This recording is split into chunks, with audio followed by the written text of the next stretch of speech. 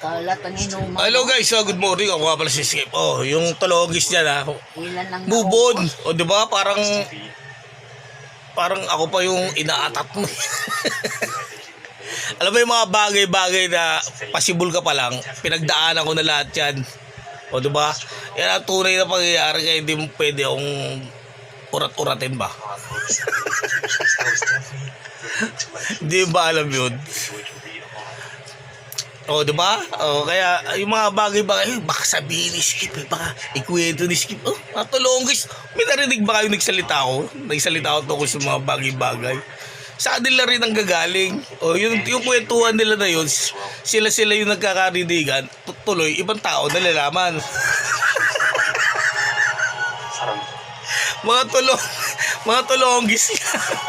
Akala nila ako pa yung magkukwento. Napagdaan ako ng mga buhay-buhay ng mga hindi pa uso ngayon eh. Hindi pa uso noon. Hanggang ngayon, hindi pa yung iba, hindi pa nagre-retiro sa mga bagay-bagay na ano, di ba? Matatanda na, di ba? Hindi mo masabi, di ba? Tapos kung kailan nagsitanda, saka magagawa ng hindi maganda. Tulonggis nga, tulonggis. Okay lang naman kung maabot ka na 100 taon eh, yung edad mo. Kung pwede yan. O kaya aabot ka na mahigit 100.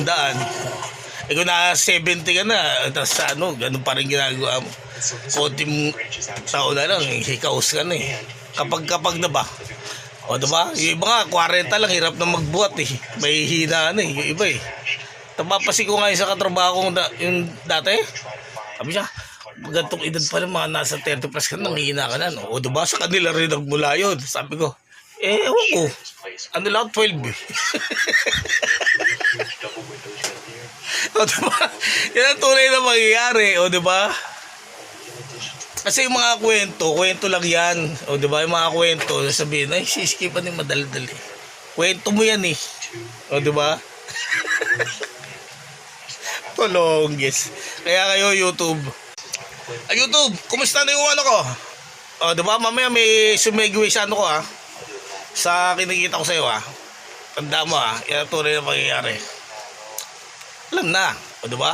Pag hindi sila kapamilya, bilibid.